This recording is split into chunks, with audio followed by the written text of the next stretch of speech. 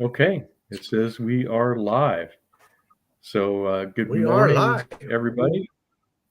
I'm going to go over to YouTube and do this. As you can see, my guest today is Tom from Knife Delights. Let's see here. And I'm going to...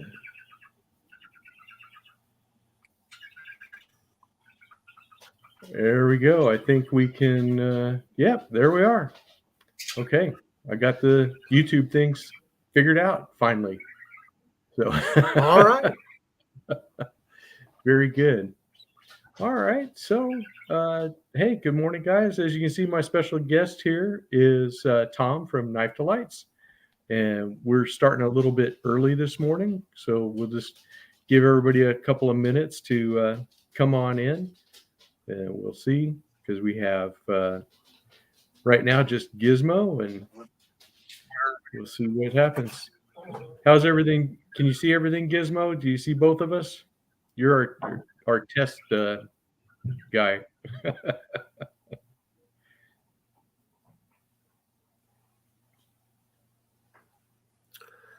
I can see there's a delay. Yeah. Yeah, there's definitely a delay. I'm watching us on YouTube on my phone. Oh, okay. Yeah, I just wanted to make sure that everybody could see us and stuff. Is it really bad, the delay?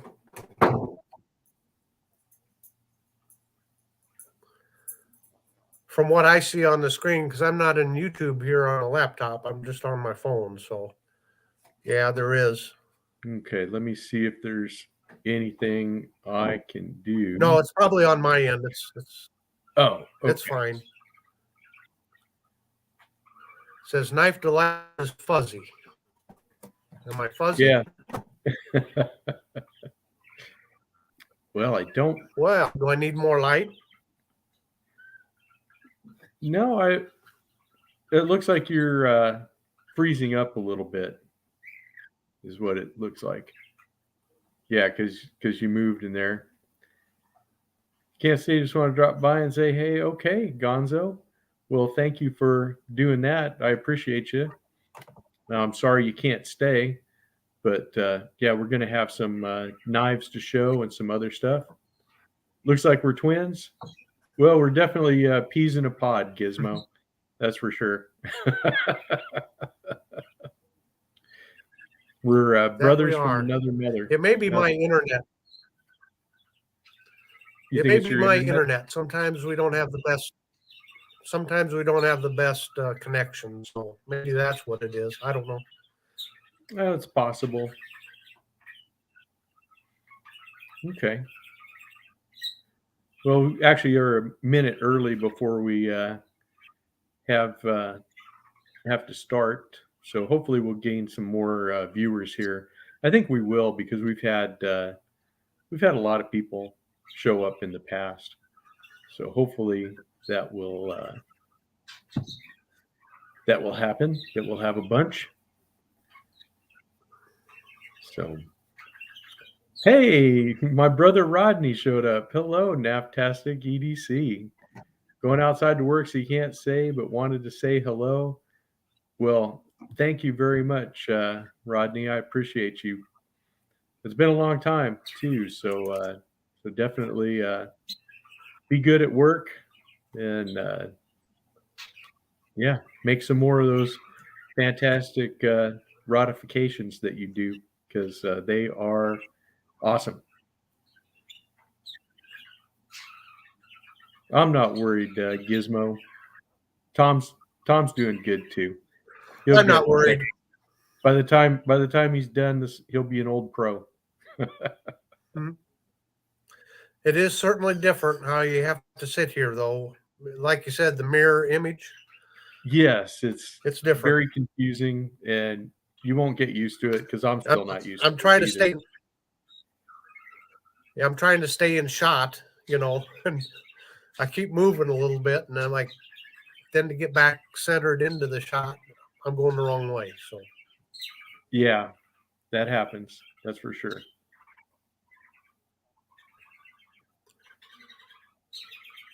Okay. Well, since nobody else is going to come in here, hey, you want to talk about some other YouTube channels? Do you have any you want to shout out oh, or anything absolutely. you want to talk about? I'll Oh, let you go sure.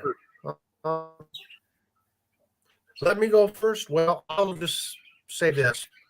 As far as shout outs go, I have to start with yourself and with Thrifty Knifty. I mean, I'm coming up on my 1 year anniversary. And so a year ago in October, I first got started, had no idea what I was doing, had no clue. Some could make the argument that's still true. But, you and TK helped me out. You recognized me. And you and I talked about this on the phone one day about that first time when somebody actually an established channel recognizes you and mentions you and what a special thing that is. And so, I'm very grateful to both you and TK. So that's where it gets started. But there's just so many other channels that, I've got to know them and become very good friends with, such as, North Star Knife Reviews, um, J.O. Ventures Outdoors, Freedom Frog Gear, uh, Wasted Beer Money. And what I like is a lot of these channels, we all have our little different spin on knives. And so it's just so much fun to get everybody's little take on things. So I'll start there. I'll have some more later, though. Okay.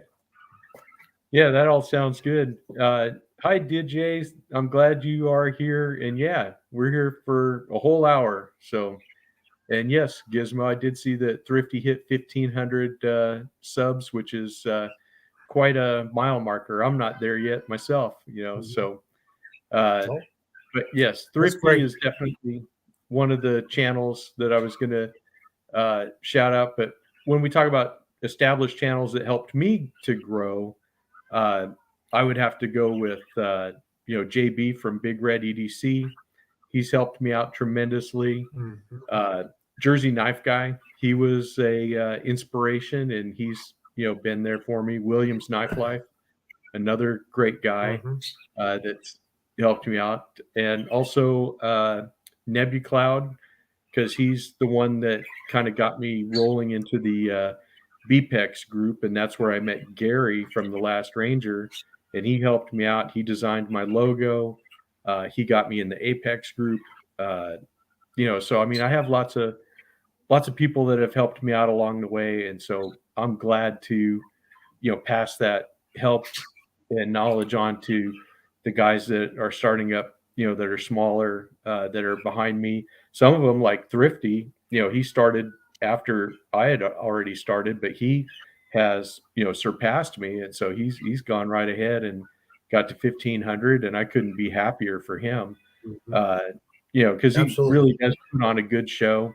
In fact, I got a knife for him. Hey, Stuff We Do is here. Good evening. Yeah, you're right, DJ. There are so many interesting channels. Yeah, exactly. We just don't have the time to watch all of them. But yeah, it's just kind of fun. In fact, that's one of the knives that I brought that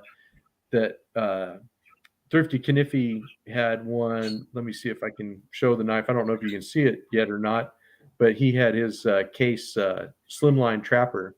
And so I brought mine out. And this is just a fine little knife. I love this little knife. It's just these are cool. I'm a trapper guy. That is nice. And yeah, these are definitely a good knife. Single bladed, just a fun knife. In fact, I haven't carried it enough. I think I'll carry it this week. So there you go. But yeah, tell the guys, in case they're not familiar with your background and stuff, go ahead and let them know, kind of, where you're from. I don't know if everybody knows Tom or not. Hi, Leland. Nice to see you. I don't know if everybody knows you or not, but Tom has a channel called Knife Delights, and definitely check him out. He also has a channel called History Delights because he's into history as well. Mhm. So I'll let you take over. I don't need to talk for you. No, that's fine. Well, I live here in the Midwest, Northwest Iowa. So I after I graduated from high school, I didn't know what to do. I kicked around for a couple years, and so then I enlisted in the Navy and wasn't sure if I liked it or not. So I hung around for about 20 years and decided, okay, that was enough. And after my naval career, I come back to my hometown, and there was an opening on the police force. So I said, why not? So I did that for about 18 years, and now I have a job where I work with persons with disabilities, where we help them find jobs and then go out and teach them how to do the job. And so it's for me a very rewarding experience. I kind of got started on knives, I suppose, 4 or 5 years ago. I'm a late bloomer, so a lot of guys have a big head start on me, but that's okay. I'll just take a minute here. This is probably, it's got to be right up there to my favorite knives. Let's see. How did you say you do this? Left or right? Yeah. Right to left. Hi, Winchester. This is a buck 112. The buck 112. And if you notice, it has no nail nick in it. And this was my father-in-law's knife. And when he passed on, he gave the, or it was left for me. So it's a very special knife. It was well used and really beat up, and I sent it in to Buck, and they put their spot treatment on it, the factory edge on it, and it's just a beautiful knife. So this was probably one of the first knives, and kind of why I got into collecting buck knives. So I guess I consider myself a buck knife collector. However, I've kind of fallen off script the last few months because there's just such great stuff out there. You know how it is. You see that new bright shiny thing over there, and you go get it instead of sticking where you should. But so that's just a little bit about me, and I just really enjoy knives and talking about them. Yep. Well, you're in good company because I love to talk about knives. Hi, JK. I see you're there. So glad to have you here. Glad to have you aboard. Let's see here. Sorry. It's a little hard for me to follow the comments here. I'm trying. I know a lot of people have been saying hi, so if I missed you, I'm sorry. I'm trying to catch up here. That's it. Okay, finally I got that pop-up to get out of the way. So do you have anything new or any previews you want to talk about? I did see your short today with the 112, the 100-year anniversary, and I also saw the one with Camilla's caping knife too. But those are really cool. I really like that little caping knife. I mean, it came as a match set. It was on sale. I think I got the pair of knives for $7 or $8, and that is just the coolest little knife. It comes in a kind of a cheesy sheath, and I have often thought about getting a nice sheath for it because it would make a very nice EDC knife. So I like the full handle knife with the short blade. So, yeah. Well, I've done some review like this knife I've reviewed on the channel, but it's interesting for me. I just got this a month or so ago, and this is a replica. It's an authentic replica. I mean, they really did duplicate the knife very well, and it's from Union Knife Company. And common, ordinary Civil War soldier would carry a knife just like this. And I did a review on the knife, and then I sent an email to the I think it's Fort Scott Sutlery, if I got that right. Anyway, the company that where I ordered this from, and they said I did a pretty good job on the review because I pointed out the flaws in the knife. Because when you review a knife like this, you can't review it to modern standards. You have to look to what were they like back then? And, as they tried to pump these out by the hundreds of thousands, they didn't worry about fit and finish. So yeah, Right. it's a wonderful knife. It really is. And then it came in a packaging like this. And this is the one nice thing that the Sutlers did is they wrapped it up. This is original type packaging. This is how someone buying a knife back then from this Union Knife Company would have bought their knife, would have been wrapped up just like that with the replica label and stuff. So that's pretty neat. That's really cool. Yeah, I get just as much. So I guess. Oh, go ahead. Oh, I was just going to say, on Knife Delights here, I get into every kind of little knife. I love the antique store knives, old traditional vintage knives. So you're going to see a bit of everything on my channel. Yeah, that's true. I was going to say, Gizmo wanted to ask who made it. He saw your video and it looks good. Who made the replica? Yes. I can't remember. I found out I've got it in the video. I remember putting in there on who bought the rights to this, and I can't remember who it was off the top of my head. Okay. Yeah, so we'll just have to look that up then to find out there. Hey, Yeah, Foreman. And hello, can't Sharp remember. Guy ATX. We have guys that are working and listening. Yeah, I get just as much. I run into that a lot. Mm-hmm. I get just as Go much ahead. enjoyment out of the new knives as much as the old knives. I love all of this stuff, So I'm good with both things. Hey, Seamus, how Yep. you doing? So it's one of those things that I get just as happy. I brought a couple of older knives. This is that one that I found in a little antique store. This is that Hammer brand Stockman, which I wasn't familiar with the Hammer brand, and it came from Schrade was who made this, and I had no idea. Just a beautiful Stockman, but I really liked it, and it was unique.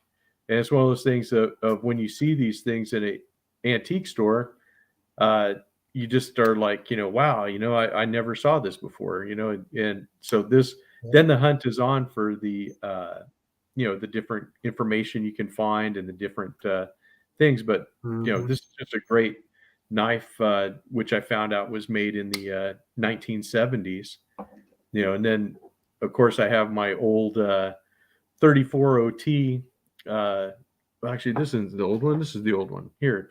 Well, they look the same, but I can say I get just as much happiness. This is the one that Mark Kaufman reworked for me, and he put a patina on the blades. Oops. Now I'm like KC dropping knives. Uh-oh. Careful. And TK, yeah. Well, as long as it doesn't drop on the keyboard. He had one that dropped on a keyboard and it killed his live stream one time. So it's kind of funny. Oh, but, no. Yeah. So, like I said, I get just as much pleasure out of this because I love the 34 OT. It's a Stockman that, I've had forever. And here's a new one. This is the Heritage series that has the D2 steel blades. And I love these knives. I have a long history with the 34 OT. I've had one ever since I was probably about 15 years old, and they just Wow, make me happy, They mean something to you. Yeah, exactly. They do. Oh, yes, absolutely. Shout out to Jason Brown for sure. Hey, Jason, I know you're watching, and we're glad you're here. That's for sure. He's on every live stream. He never stopped. We just can't see his comments. He writes in invisible ink. Yeah, but okay. So DJ, you love both, but you love modern knives just a little bit more. Okay, well we have some of those too. Uh, Sure do. you always love seeing a knife drop. Just remember, a falling knife has no handle, so let it drop.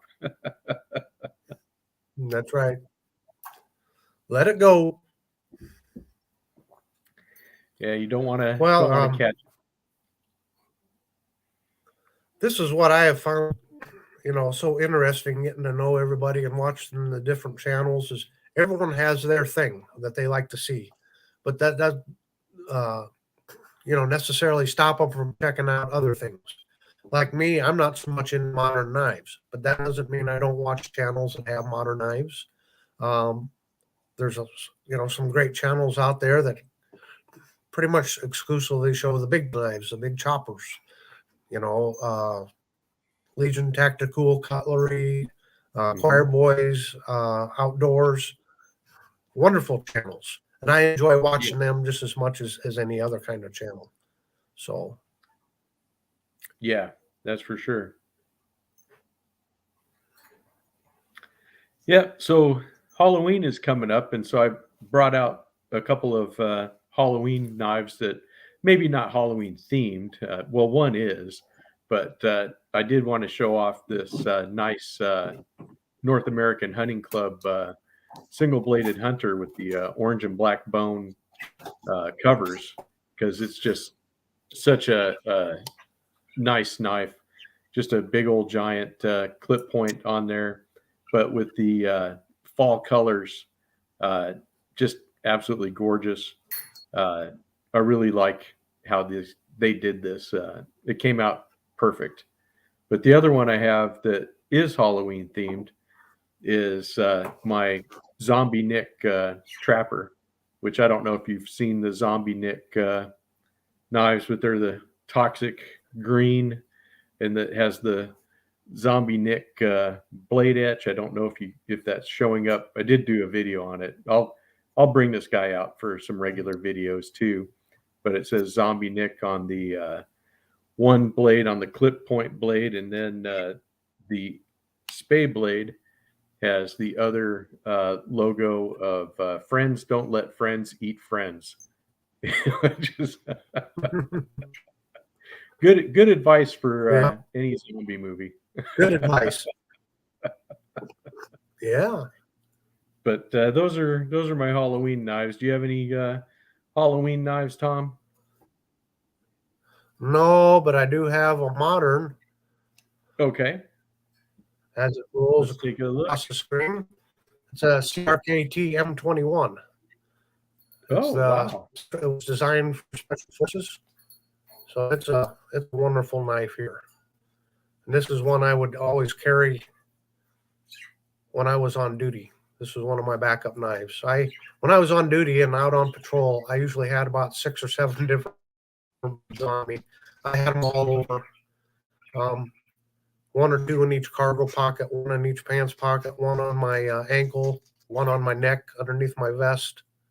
So I was just not going to get caught not being able to get to a edged weapon, whether it was for self-defense or to cut myself out of my squad car if I, got in a bad accident, whatever. So Right. that's one of the few modern knives I do have.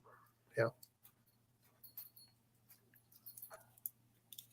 Well, that's cool. Kind of a preview, but I think everybody will like. It's a modern knife. Is I just got this Rosecrafted Judah from the Pass Around group, and I think you guys will like it. It's got a nice little orange collar on there. I don't know if you can see it in this lighting. An orange collar on the pivot, brown micarta, and it's stainless on the back, and it's a flipper, but really nice blade shape to it, which I like. I'll do a full review on it this week, but I really like that drop point. It is pretty cool.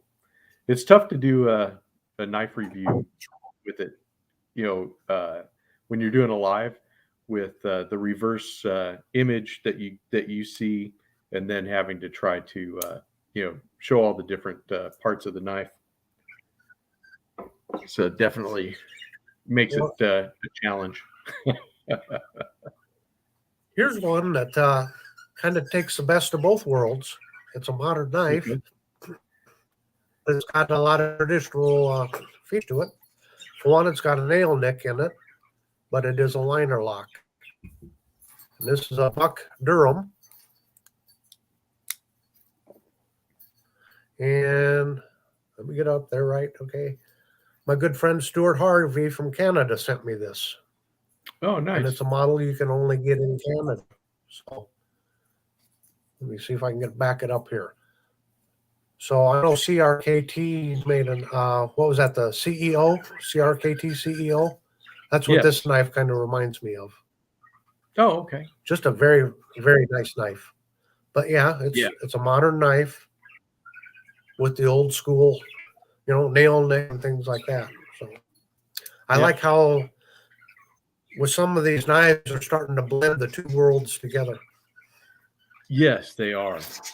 Hey, Tom, glad to see you're here.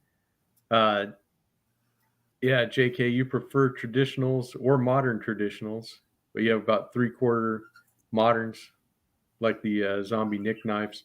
Yeah, those are pretty cool. And yes, Seamus, I agree. Rosecraft is pretty cool, and they do have some nice stuff. Definitely checking those out as they come. And Gizmo, what exactly is your question about Swiss Army knives? Because yes, I have some, and I know Tom's a big fan of the Swiss Army knives. I didn't know if you had a specific question or if you just wanted to know if we liked them or not. Because you carry, what is it, the Explorer model, the one that has the kind of grip on it. I forget exactly what which model of Swiss Army. I carry the Evo Grip. Yeah, that's it. Evo I Grip. carry the Evo Grip 11. Right. Yeah.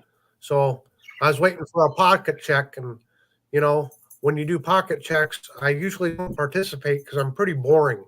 Because this is the first knife that goes into my pants pocket every time, and I've had this for I don't know 3-4 years now, and I just love this. I can open some blades up here, but I like it because it actually has a Phillips head on it that comes out the bottom, so you can really grab it and do some torquing with it. So just your standard blade, then your nail file, cap lifter, and can opener are your basic features to it. So yeah, I always have this in my pocket. Yeah, let's go ahead and do a pocket check. What are you guys carrying out there? Yes, I never had an Evo either, did Jay? That's for sure. It's one that is on my list. There's several Swiss Army knives that I don't have that I want to try. I don't have any of the ALOX ones. I'd like to try out an ALOX one. I'd like to, see one of the Evo ones. I'd like to get one of the ones that I think it's kind of a variation on the Evo, the ones that they actually issue to the troops now. I'd like to see one of those. Tom has a Kershaw tension. Yeah, that's good. Oh, okay, DJ. Almost all of your Victorinox are ALOX. Yeah, those are really nice. I definitely need to get some. Oh, Gizmo's got the Evo Model 23. That's cool. And TRM Shadow for DJ. Let's see, anybody else? I'll show you what I'm carrying today. I went modern today. I have the QSP Pangolin. I haven't done a review on this one yet, but it's got a nice blade on it. Little pokey stabby, but nice action to it. It does shake shut, and it's just been kind of a fun knife. I'm testing it out, and I need to do a full review on this guy too, but it's for fun. Hey, Diver Dave. Wow. Oh, wow. It's almost 2 a.m. there. Wow. That's crazy. Well, I'm glad that you stayed up for us. That's awesome. Yeah, I was hoping to see you on one of these lives. Let's see, stuff we do as the Cold Steel Mini Trapper. That one is on my list too. I definitely want to check that out because I love the trapper pattern, and your video is one of the ones that made me think that I really want to try that one. Let's see. Today you've been using a bushcraft forest. Forest had it for so long you can't remember that's the right name. Okay, well we'll just go with it. That's a good enough name for it. If you want to name your knife Forest, I have no problem with it.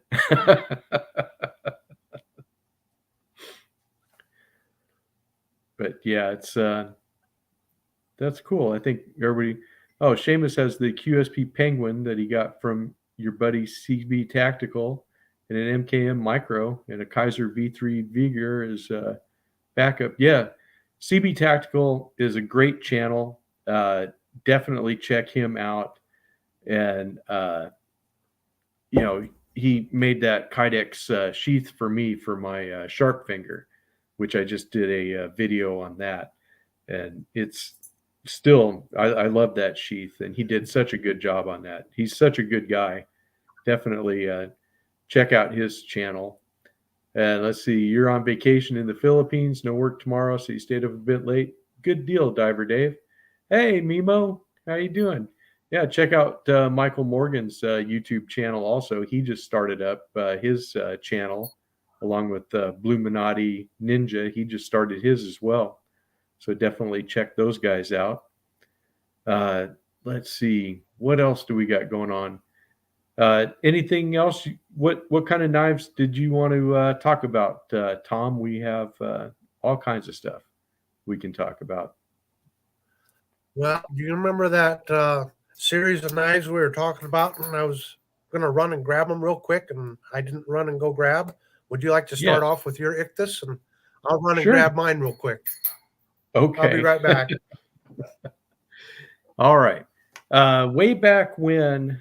Well, I got this knife. This is a case model Stockman. This is the 18 pattern, and it has the Ichthus shield. This is one that my wife got for me. She was on vacation, and she bought this for me as a gift, which it's a beautiful knife. I absolutely love it. So it has the ice blue synthetic, and this was actually my first case Stockman. So I was happy. And then when the Ichthus shields, it was kind of an interesting thing. I noticed that Tom from Knife Delights, that's when I first noted him, he had gone ahead and a whole series that he did. I think he has one of every pattern. Yeah, the Ichthus shield, if you look at it, it's the Christian fish symbol, DJ. That's what it is on there. Hey Ross, you got a Kaiser drop bear with burgundy micarta scales and a titanium clip. Nice. Yeah, so and Michael Morgan is carrying the Migueron Valona and a case copper lock today. Very good. Oh, okay. So now you can see it. Okay, good. Hey, Frog. Thank you, sir. I'm glad you're here. Yeah, so this is it, and this is just your standard, Stockman. So it has your clip point, and then it has the sheep's foot, and then you have a spade blade. But this model of Stockman, I think this is the one that Case sells the most of, is the Model 18. It's a great little, rounded bolsters here, kind of a serpentine shape. And it's just one of the ones that everybody seems to like. But I'll let you take over, Tom. It looks like you're back. Yeah, well, as I said when we started, I considered myself to be a buck collector. Mm-hmm. No, you're fine. You're fine. And then one day I saw this. And this is a case rust lock. and it's named after Russell Case. I think he passed away back in the 50s or 60s. So I call it the Woody Woodpecker knife, but it is the Ictus series with the smooth blue ice synthetic covers. And Ictus is just Greek for the word fish, is what it is. So I just thought I'd never seen a knife like that, so I got myself a rust lock, and that started it all off. I have about 18 of them now, 18 different patterns in the Ictus series, and about 4 different handle styles or cover materials, 4 or 5 of them. The latest one I got, and I was just, this is just an awesome knife. This is a Panama Trapper. It's in the purple curly maple, and it's a wonderful knife. Let me get it over there right. Yeah, you can see how it fits in my hand. It's a big knife. It's almost be a belt knife, in a sheath. But yeah, what a wonderful knife. Yeah, half stops in it. Those are on my list too. I love that knife. Just wonderful. So yeah. But then the Ictus, and I won't run through all 18 of them here, but right. Another one that's kind of a favorite of mine. Hey, what's going on, Dwayne? It's simple and elegant, and that's the Teardrop, and this is in lilac. Just a single blade, just a gorgeous knife. I mean, this could be almost like a gentleman's knife.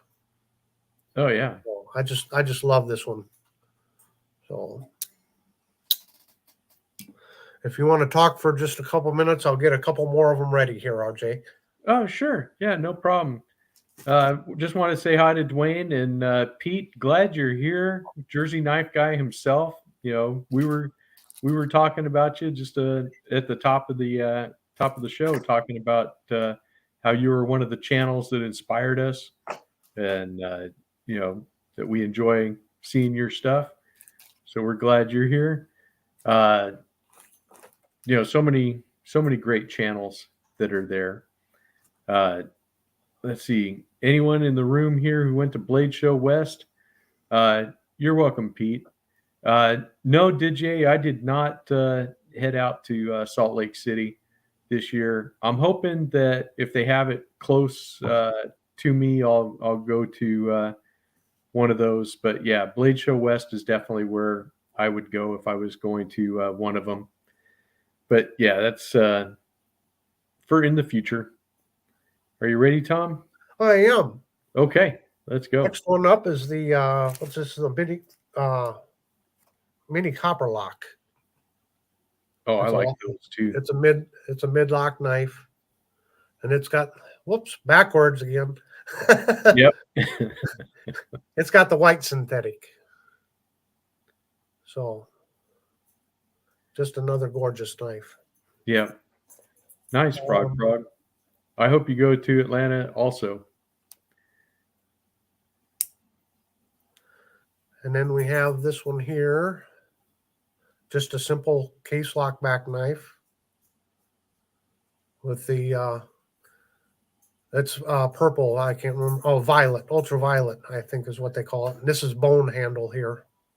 Oh, that's really pretty. Yeah.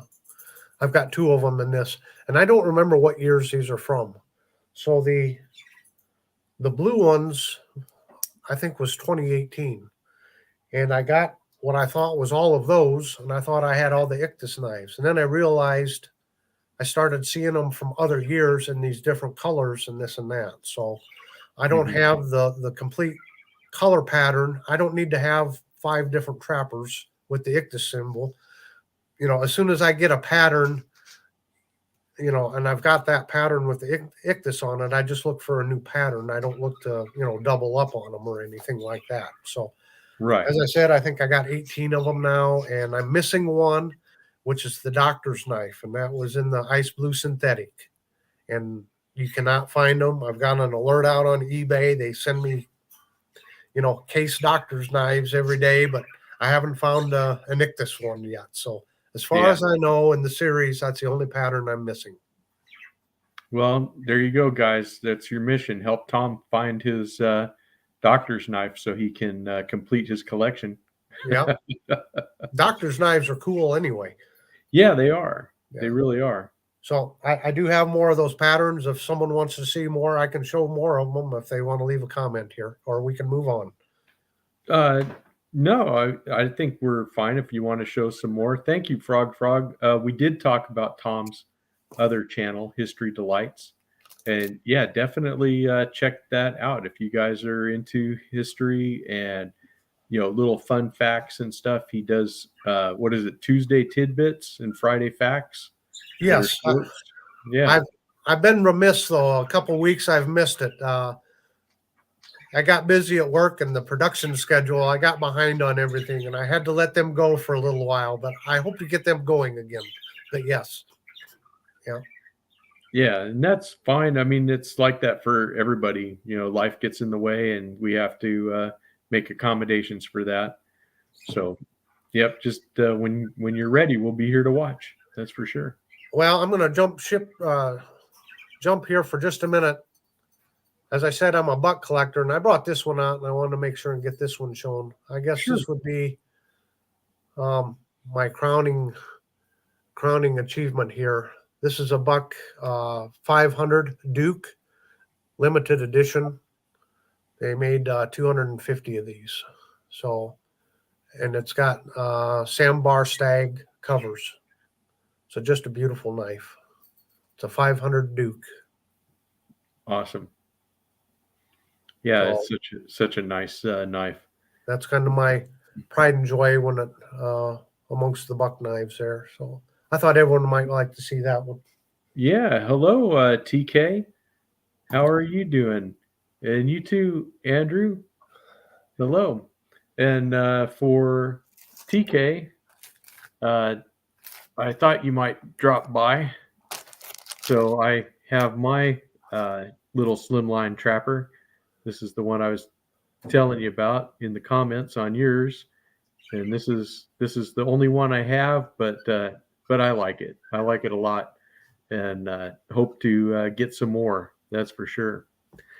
And yeah, Tom, I think one of the things, that I don't have one yet, but one of the things I want to save up for and get is I would like to get one of the Buck Custom Shop 110s with either the elk covers or stag, or one of the really nice bone covers.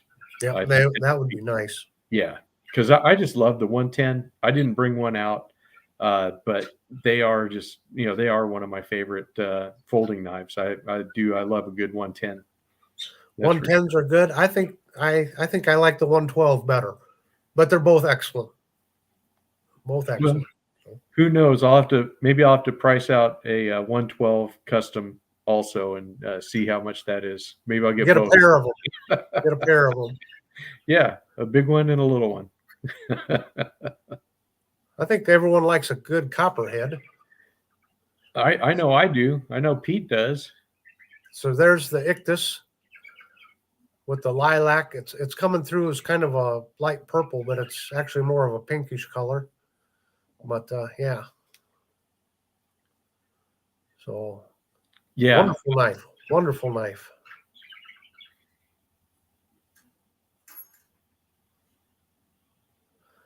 Yep, I'm really enjoying this ictus collection because it's again, I don't consider myself a case collector, but just by following the ictus symbol, I've been able to get all these different patterns. So I have so many. I don't have a width of patterns. I only have one of each pattern, but still, it helps introduce you to a new pattern every year. So yes, that's what's so wonderful about it. That was one of the things. Like for me, I never considered myself a trapper collector. But then I looked around one day and I was like, man, I got a bunch of these. Yeah. It just kind of sneaks up on you. And, sometimes I think you are attracted to things maybe unconsciously. And you get it, without thinking about it. And then you just end up with a bunch of them. And then you're like, wow, I guess I I really do like these. I should say something about it. But I Yep. wanted to, since TK is here, I wanted to give him a shout out. He did something really nice for me. I had done a video that was on this Rough Rider sunfish. And I really said that I like these and I wanted to carry them more, but I didn't have a nice slip for them. You know, I pretty much just wrapped them up in a hank in my pocket, but that gets kind of bulky. And so he sent me a gift. And I have to tell you that at first I was a little bit confused because, you know, he ordered it through Amazon. So I get this Amazon thing and I'm like, I didn't order anything from Amazon. And I'm trying to figure it out. And I open it up and he sent this little comb that's in there. And it comes in this little case. And so I said, what is he trying to tell me? Is my hair or my beard not good enough here? Mhm.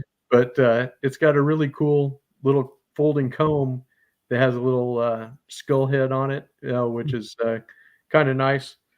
But it has this nice leather case, and it fits this sunfish just perfectly.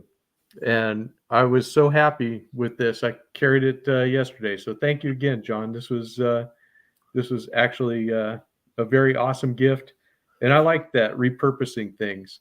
Oh, thank you, Pete. Wow, that's awesome. I appreciate you doing a super chat like that. That is fantastic. Uh, all right, Frog, you're gonna head out. Okay. Well, yes. Oh, thank you so much. I Yeah. got to say hi to Frog before it goes. Hey, Frog. I've been, just so everyone knows, I'm kind of letting RJ acknowledge everybody. I'm seeing who's in here, but just to save, so we're not doubling up on everything. But I'm catching everybody that's here, so it's good to see everybody.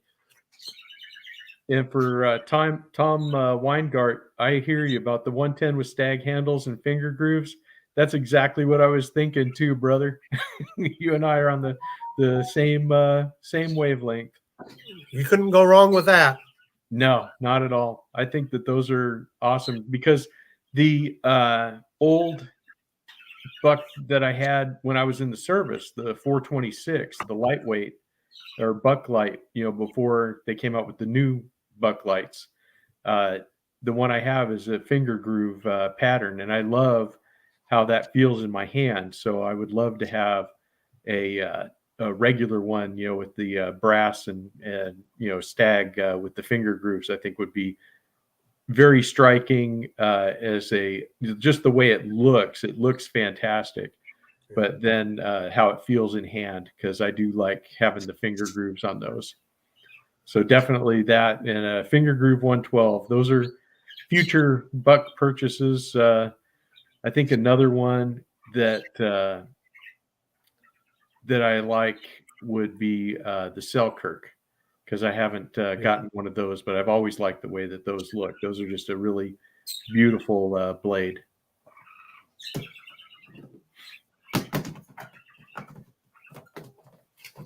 I don't have. You're right, Tom. They come in two sizes, the Selkirk, and this is the small Selkirk here. But it is nice, you know, nice micarta. It's got a nice choil there, and nice flat butt plate there that you can actually strike with. Yes. For those that like to start fires, I think it's got a really good spine up here for using on fire starters and that, and a little bit of jumping right here too. So this is the small Selkirk, and it comes in a. Oh, hey, Mark. Thank you for the super chat. Yeah, we're having a wonderful Sunday. Thank you for the super chat. Thank you for coming in. What are you carrying today? I actually TK came in after the pocket check also. So what are you guys carrying? Because I see TK's asking if I got a cocker in my pocket. No, I don't. That's on Knife Delight's side. That's his. That's a parakeet, I believe, is what he's got over there. Is it getting too loud? No, I mean you can hear the bird singing, but I don't think it's that big. I threaten to throw him on the barbecue all the time. So Mark's carrying a Protect Malibu. Very nice. The cocker is bad. Okay. Well, it is if it ends up on the barbecue. I don't think there'd be enough to grill there. That's for sure. Speaking of grilling, you do any grilling, Tom? Oh, the I jump. haven't the last month or so, but I enjoy a good time out there at the grill. Like my brats and my chicken, especially chicken. Oh, Just that love battle. barbecue chicken. Yeah, that Battle Horse fixed blade is nice. And you got your very first honey badger from KC. Nice, Dwayne. Which one did you get? In which color? Is it the regular blade or the Tanto or anything like that? Because I just got my first honey badger too. That'll be a review coming up here in the next week or so. And I like that knife. It's pretty cool. Yeah, those are nice nice knives. I like them. Well, we can go from big knives to little knives. Sure. There's another ictus in the smooth blue ice. It's a small canoe, and Case calls them baby butter beans, is what they call them. Yeah, those are nice. But this is a really nice little fifth pocket knife. Yeah, that's Pete and I both are big fans of the canoe style knives, and the I have the little canoe from Queen, and I think he's shown some also. And Sharp Guy's carrying the Benchmade Presidio 2 Auto that he got in a trade with King Snake Jake. He is a great guy. Yeah, King Snake Jake has been on here before. He must be busy today, so he's running around doing something. And you have the small D2 black, and you like it. Nice. Very good. Yeah, canoes and copperheads, TK for sure. I'm a big fan of both. I know Pete is too. They're wonderful knives, absolutely wonderful knives. You know, oh, I covered up that silly bird. He was getting irritating.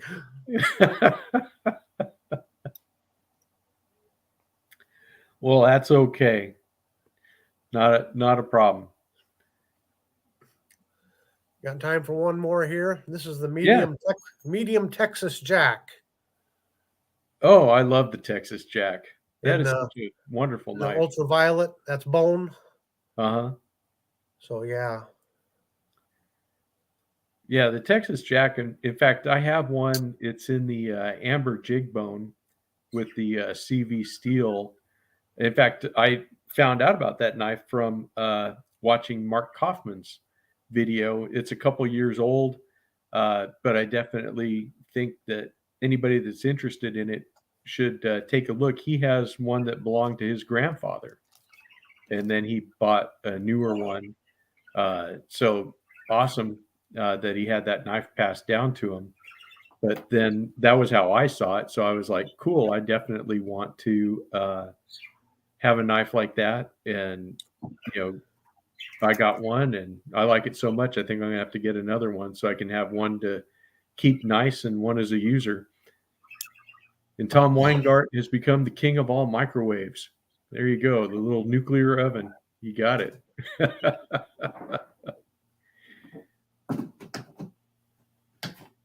Let's see here. Dwayne Letterman has an old German eye canoe. Oh, that's really nice. Hey, Gerald, I'm so happy you're here. I haven't seen you on a live yet, so that's awesome.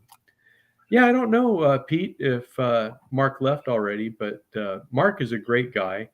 And like I said, I have that one knife that he did a refurb for it. I got this old case old timer. I'm sorry, not a case.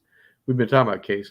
But I have this old timer 34 OT that I found on eBay, and this thing was old, crusty, had little to no snap. It still has little to no snap on the main blade, but just a fantastic little knife. He put a patina on it because these have carbon steel blades, and even the back springs are done, which I think looks really sharp against the Delrin. And he really shined up the bolsters and just made it into a great little user knife.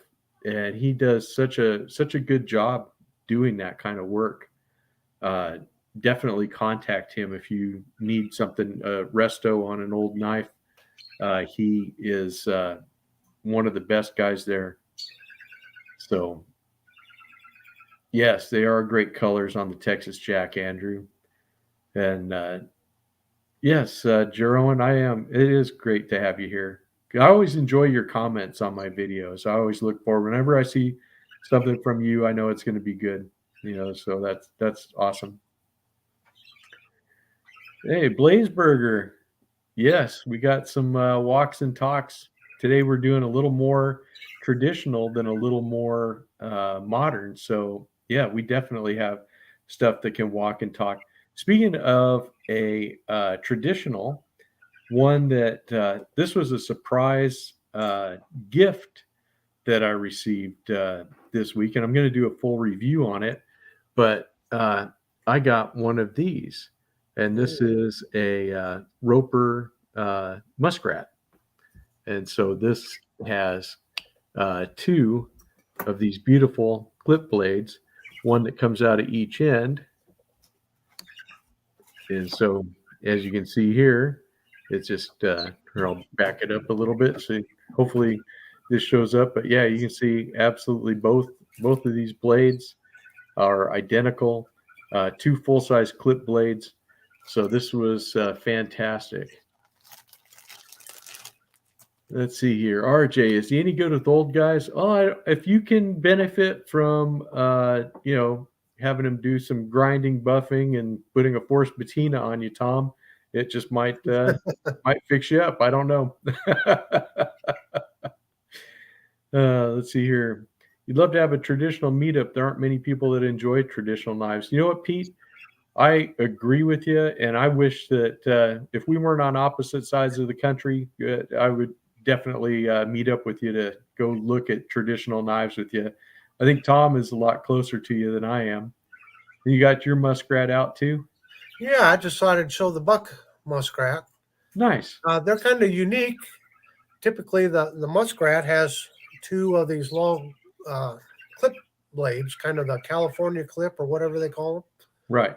But on buck, they put a clip blade and a spade blade. Oh, okay. So like a traditional trapper would have, only they made the Muskrat this way. Why they did it, I don't know. But probably because they had a bunch of spade blades laying in a corner. Probably so. Yeah. Or just to be different.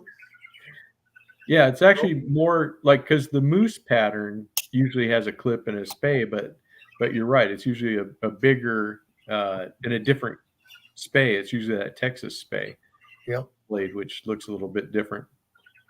So, and then we got this nice little beauty here. This is a Baron Son small hunter. Oh, I love that. Well, you see, I've got to order the Roper because I keep hearing that the Roper is nicer than my Baron Son. So, I have to justify my purchase here. I spent more on this than what the did I say Roper Rough Rider? The Rough Rider. The Rough Rider, yeah. Yeah. They said that the Rough Rider one is actually better than this one, and so I have to justify my my purchase here. But I plan on getting one of those Rough Riders so I can compare them. But yeah. Yeah, this is just a beautiful little knife, stag handles. So about a 3-finger knife. Nice little bird and trout.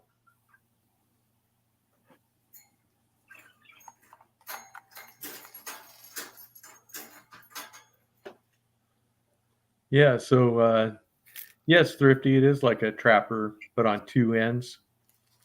And yes, Jeroen, we'll bring out the hares and the rabbits. We'll have us a cookout afterwards.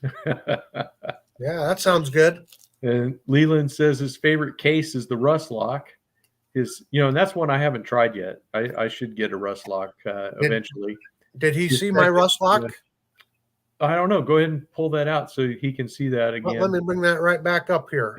His second is the Trapper. He wanted to like the Kickstart, however, it never grew on him because it has a little blade wobble. Yeah, the Kickstart, I haven't tried that one either. Yeah, I do like a bird and trout also, Dwayne. That's one of my. Yeah, the bird went quiet when you said bird and trout.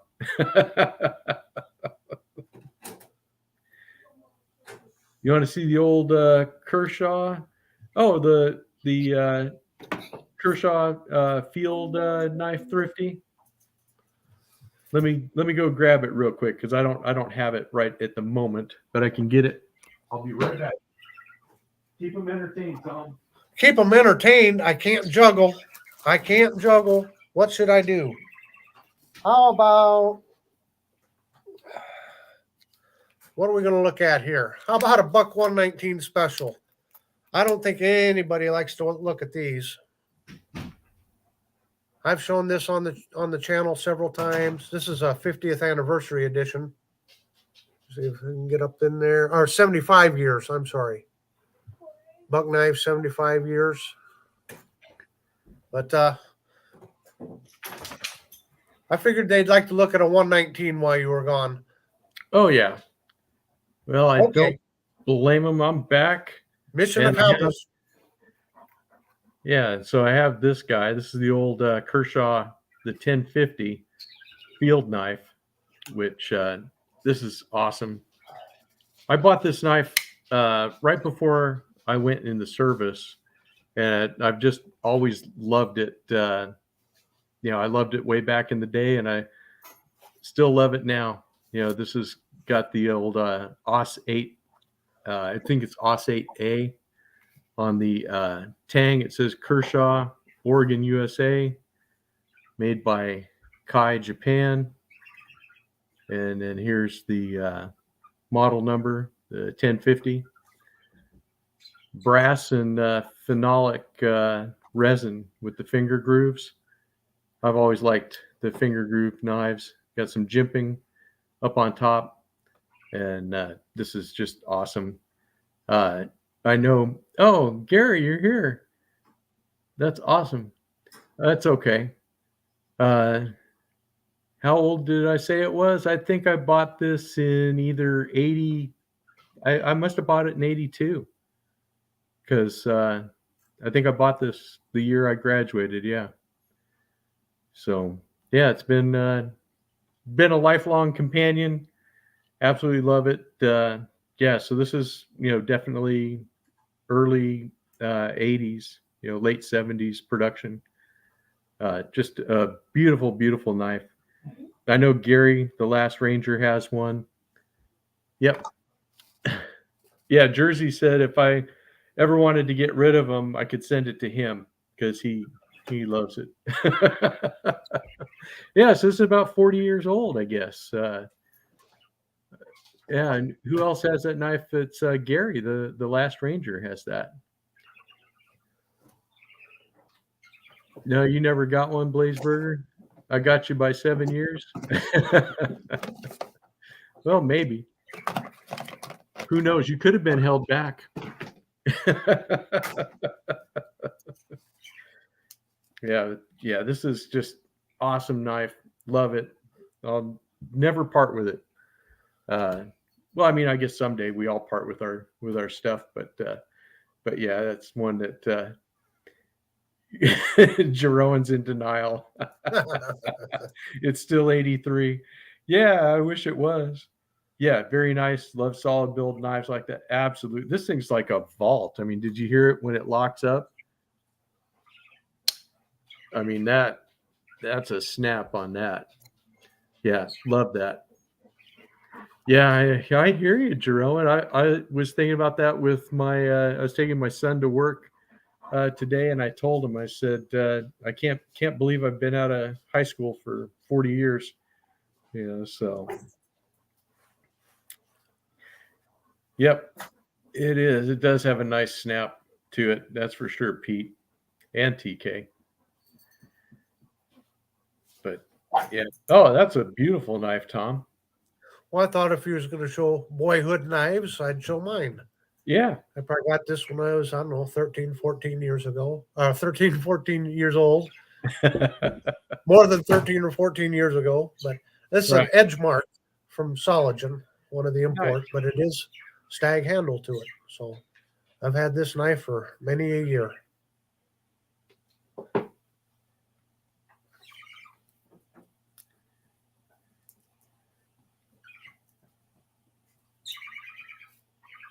Yep. Don't worry, Tom. I think we all got some stuff that happened in the 80s that we just as soon forget. 80s? I was old by the 80s. Well, probably. Some of us were just starting off the trail. Yeah. Hey, D2. How long have you to go on that, Tom?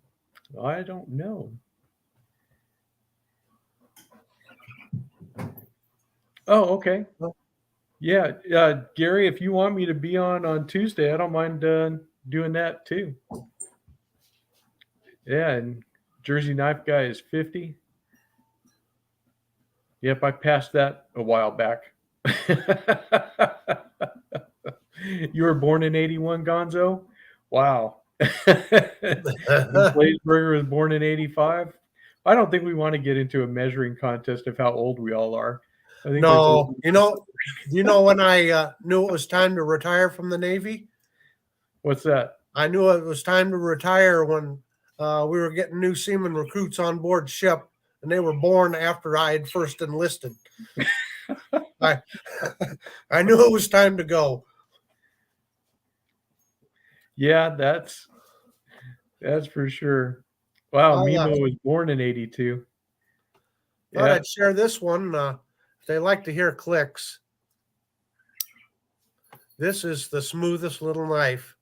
This is a Buck Treasury, and they don't make them anymore, but it's truly a gentleman's knife. Yeah, it is nice. It came in a nice box, and it came with a little slip. So, yeah, just a smooth little knife. Very nice.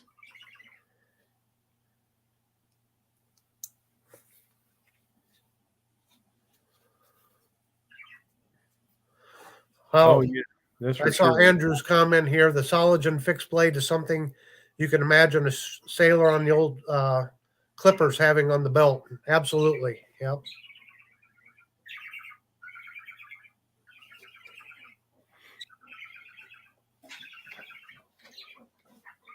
Yep, that's all cool. Well, guys, we're just a little over an hour. Did you have anything else you wanted to add in there, Tom?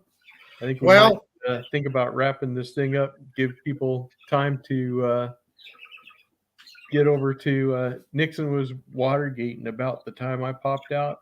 Wow. That's funny. Yeah, it is. I'll just finish my pocket check here real quick, sure. RJ. Got my little body, mate. Had to have this on for you. So it's been very enjoyable. Thanks everybody for showing up. I have been reading everybody's comments, but I just didn't want to respond and take up airtime for that. RJ's been doing a wonderful job at talking with everyone. And RJ, thanks once again for having me on. This has been a lot of fun. Yeah, it has. We'll have to do this again sometime for sure. Sure. So. Yep, the good old Mighty Might. Oh, thank you, Pete. Yeah, it's been a lot of fun. I think that this is a good time for everybody. And if anybody else, if you guys that have channels, if anybody else, if you want to contact me and we could set up something like this, like we did with Tom, and we could be on there together, then that would be awesome. But yeah, I want to give you guys. We won't, Jeroen. We do this every week. like I said, at 10:30 a.m. Pacific time. Jake from Ohio State. Oh, you basically missed the whole thing. Well, it'll be on a repeat, but the Mighty Might is it the 18 OT, I believe. Let me look here. Well, we can go a couple more minutes. I don't want to. It if is you an guys want to 18. keep going, we can keep going. I'm here till whenever. So yeah, we don't have to end already. Jake, what are you carrying today? What do you got in your pocket? You got something good? Yeah, Pete, I know. He comes in right at the end. He's like, okay, well, all right, Dwayne, you have a great Sunday too. Yeah, I mean, I know that, I don't know, is Zach having his live stream at his normal time? Because he was at Blade Show. And if you guys want to see Zach, look at Zach in the Wilds video that he did, I think yesterday, but I just watched it today. It was absolutely hilarious where he went to Blade Show and if people could cut a piece of paper 3 times with their knife, then he gave them $10. If they couldn't cut, then he gave them a workshop pocket sharpener. So it was kind of funny. But Zach from Zach Stuff is in there. So, yeah, awesome. Jake don't have anything? Come on, Jake, you have to have something. Oh, you think he's going on tonight, Gary? Oh, okay. Well, yeah. Yep, get cut paper or get a work sharp. Yeah, I thought that was funny. Oh, okay. Zach's live streams at midnight EST. Oh, well, then we'll just keep on going. Oh, you're ready to go hunting. Awesome. They have a Civivi Bull Mastiff in the pocket, a case fixed blade on your hip, and a buck fixed blade in your pack. There you go. Hey. That's what I'm talking about. That's some good stuff right there. Yeah, so good luck on your hunt for sure. And you're carrying the Joker Iberica that you recently reviewed. You missed the pocket drop earlier. Oh, no problem, TK. You enjoyed this chat link. Try and catch you from the beginning next week. Love and peace from the UK and stay sharp. Absolutely, Andrew. Yeah, Thrifty is hooked on Jokers. Yeah, he is.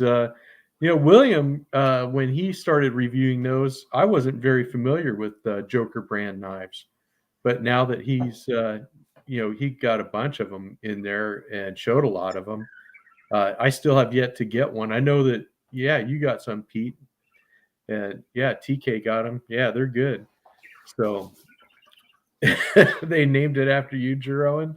Maybe it could be. It could be.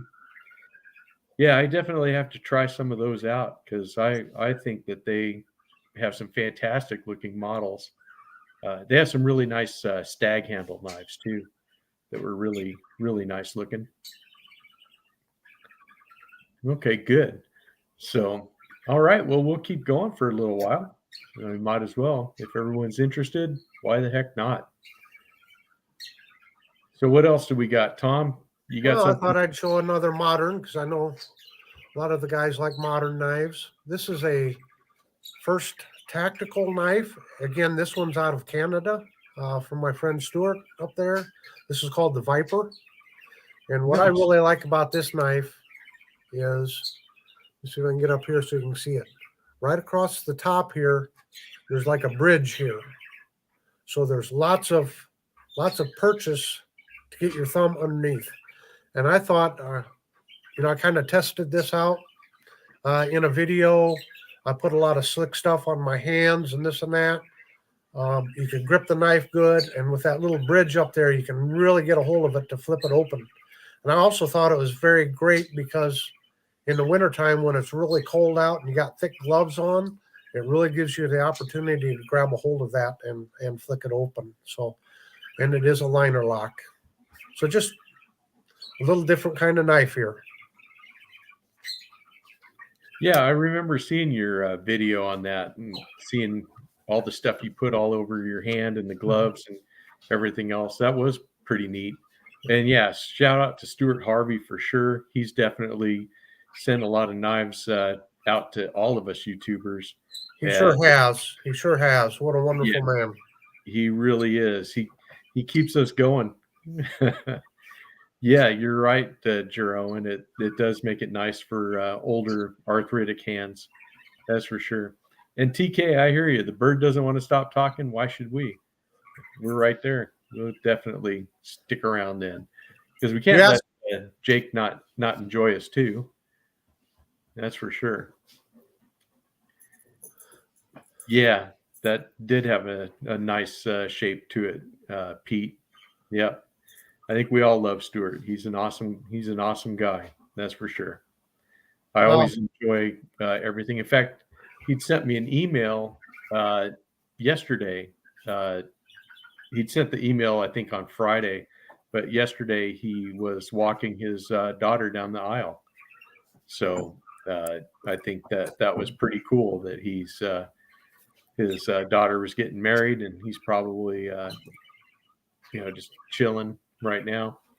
Who knows what they're doing, but yeah, nice that that's happening. Yes, Stuart does love military knives. He does have tons of knowledge, especially when it comes to military knives. That's his specialty. That's for sure. That and a lot of older knives. He really does keep up with a lot of that stuff.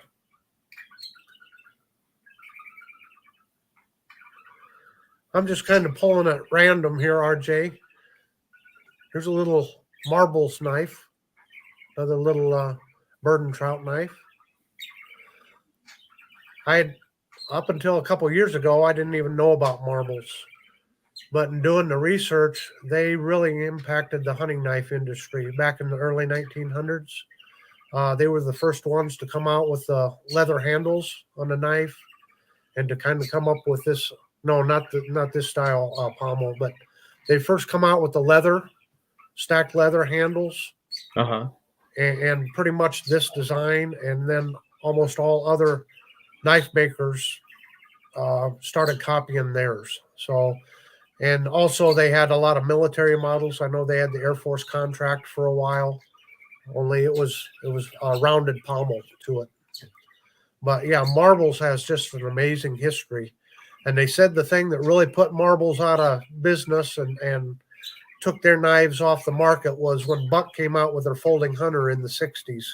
And Buck sold those things by the millions. And so the traditional hunting knife kind of took a hit when that came out. So just an interesting company. Yeah, I didn't see that, Jake, that Stella, I guess she was at Blade Show West, and she's going to represent Vostead knives. That's pretty cool. I didn't see that either. So, hey, old fart with sharp things. All you saw was Stella's feet. Oh, yeah, we're just here talking about knives. So knives and Blade Show West and all the other stuff. I did see JB's video today from Beyond EDC to see their stuff. Yeah, I hear you, Jeroen, on that one.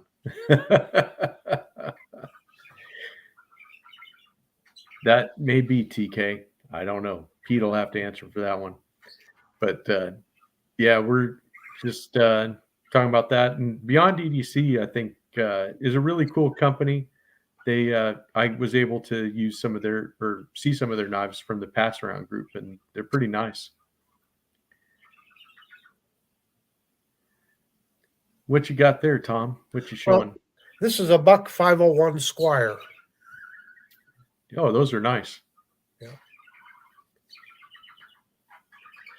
I think they're still available. As a matter of fact, I think you can get them custom still. I think it's one of the models they still will customize. But yeah. Oh, okay. Just a variation, a variation of the 110. Yeah. Well, it was the 55, right? That was the 110 duplicate. Yeah, I can get that out here real quick.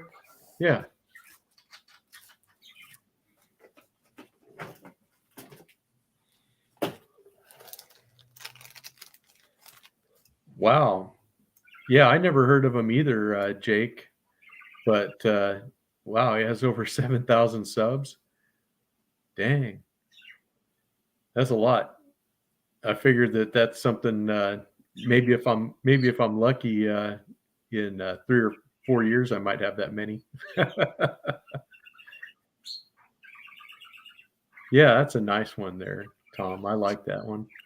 Yeah, it's called the 55 because it's half the size of a 110. Right. And this one has walnut handles, walnut covers.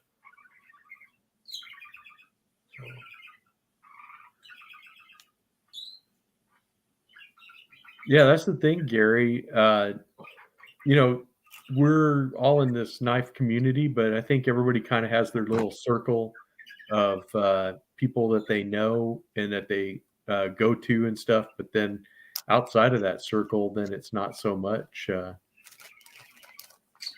Oh, wow. Over 7,000. He didn't know who Dylan Mallory was or David from Blade Banner. Dang. You can't get over 1,000, Jersey. I thought you were over 1,000. I thought you went over 1,000 earlier this year. I was pretty sure you did. You couldn't have lost all of them. I know that. Everybody loves you. You just view the awesome guys. Well, thank you, Jeroen. We try. That's for sure. I count you in there, Tom, for sure. Oh, that's a nice one. What you got there? This is the 110. Okay. I figured I might as well pull it out. Yes, for sure. This is from the 90s. No, okay. Nice. And one thing that's unique with this one is it has the nylon pouch, but you can see the old Buck logo. If I can get on there straight. That was their old Buck kind of outdoors logo from the 90s. Oh, yeah. So.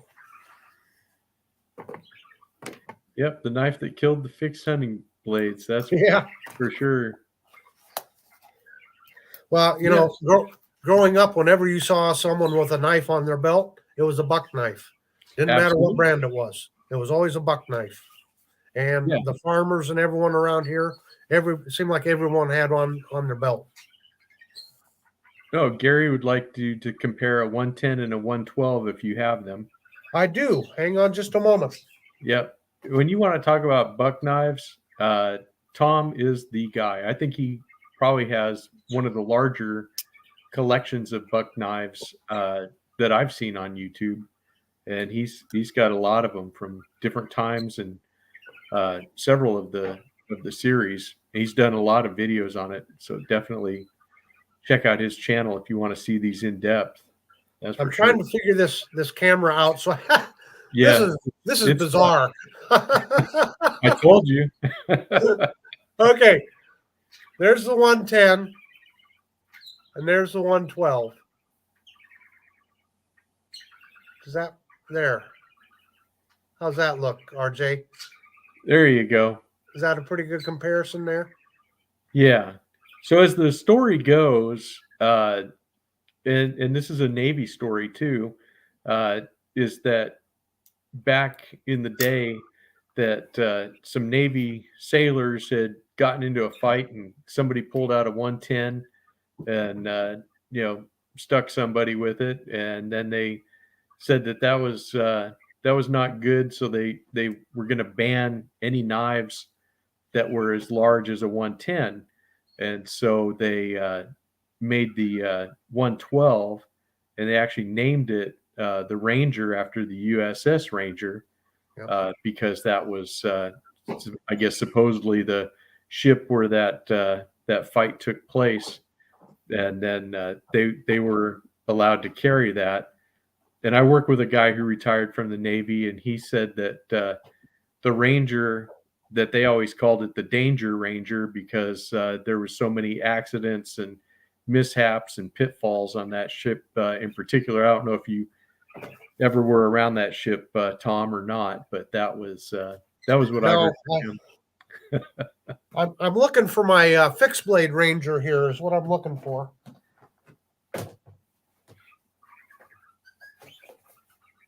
Yeah, and you got your 112 Gary because of that movie, right? If I remember right. True or not, it's a pretty good story. I agree with you, Jeroen. And who knows? Like they say, the if the whatever's better, the legend or the facts print the legend. Yeah, it's funny, old fart, because your interests do change over time. You think you like this, then all of a sudden something catches your eyes and you go down that rabbit hole. So it's kind of cool to see your collection change. And which one is that, Tom? That's Okay, this is a fixed blade Ranger. This is the 212. oh, okay. It's the fixed blade version of the 112. So Yeah, and the 102 is like the fixed version of the 110, right? no, I don't think so. I don't. Oh, okay. They came out with a small fixed blade. It was like a bird and trout knife, a fixed blade 110. They called it the 101, I think. Oh, And okay. it came out in like 2018, 2019, something like that. They mustn't have sold because they disappeared right away and they stopped making them. So, yeah. So Uh, this one here is the old style because it's got, you can see the old style, just, belt through loop here. So, old style oh, sheath to it. It's kind of a throwback. yeah. Uh, TK is asking if you have the Duke 500. Yes, I do. Okay, he'd like to see that. Absolutely. Mimo, you're gonna save the 110 for your last knife purchase because he's gonna end where everybody started. So I showed this earlier, and this is kind of the cream of the crop, my little crowning glory, I guess, of my buck collection. This is the Duke 500. It's a limited edition, one of 250, and it has the Sambar Stag handles and the nickel silver bolsters. And let me get the 112 out here.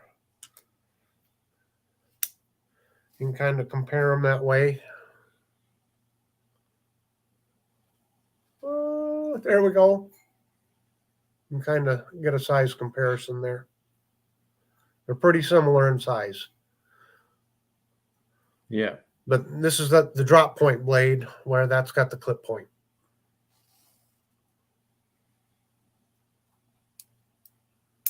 Along with that fancy 500, it's got this really fancy sheath for it too. That's a really, really nice sheath. Oh yeah, I like that sheath. That's similar to the sheath I have for my Moore Maker Trapper.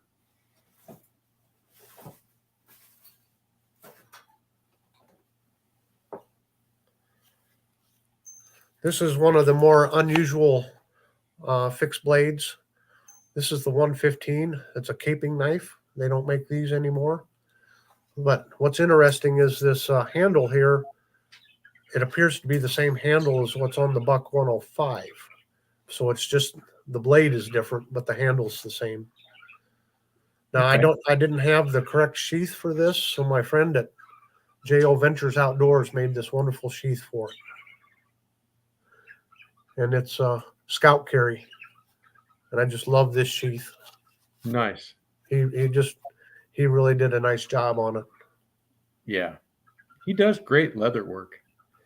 And In fact, he made a slip or two for Pete. And then I'll show another gift here. North Star Knife Reviews. He really loves the Scandinavian knives, and he's very knowledgeable about them. And he's done a whole series on the different types of Scandi knives. And so he orders blade blanks and then makes wooden handles for them. So that's just beautiful. Yeah. Just a beautiful knife. What a great handle. He definitely made that old school with that sure style handle. Yeah. Yep. Okay, TK, you have a great afternoon also. Glad you were able to stop by and say hi and, interact with us. That was pretty nice.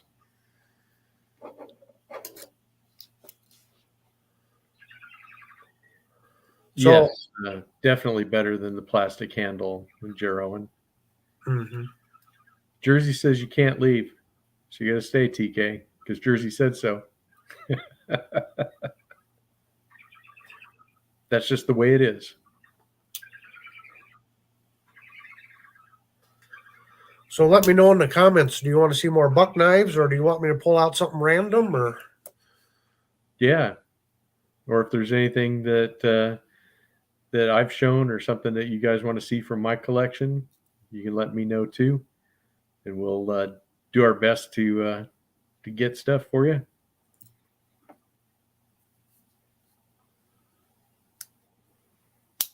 Well, don't be shy now. yeah, they got shy all of a sudden, didn't they? Even the bird quieted down finally. They're all putting on their thinking caps. Hey, King Snake Jake. Nice to see you. Well, while we're waiting, I'll just show a little more All eye right, candy here. Jake. Hey, good luck out there. I hope you get whatever you're hunting for. Probably deer, I would imagine this time of year. But good luck out there in the woods. Anything from the 80s. Okay. Well, this would be 80s or 70s. The buck 112 here.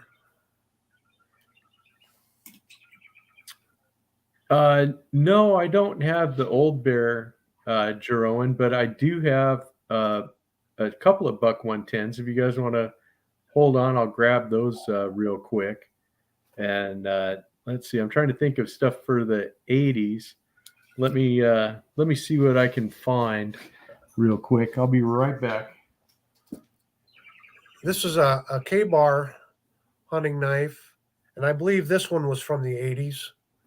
And the reason I say that, if I remember right, the tank stamp has Cleveland, Ohio on it. You can see that there, K-bar, Cleveland, Ohio. And so I think this one was made in the 70s or 80s there in Cleveland, or when they were headquartered there in Cleveland. I do have some more buck slip joint knives that would probably fall into that era.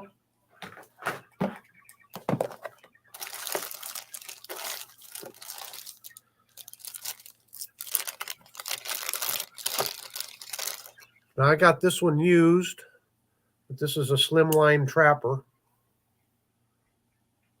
And on bucks, instead of single blade, they did have 2 blades. So this was their Slimline Trapper. And as you can see, this one got used. Somebody really used this one a lot. They got it sharpened down. It's almost like a needle. But there's a good example. So this was probably 70s and 80s time frame here.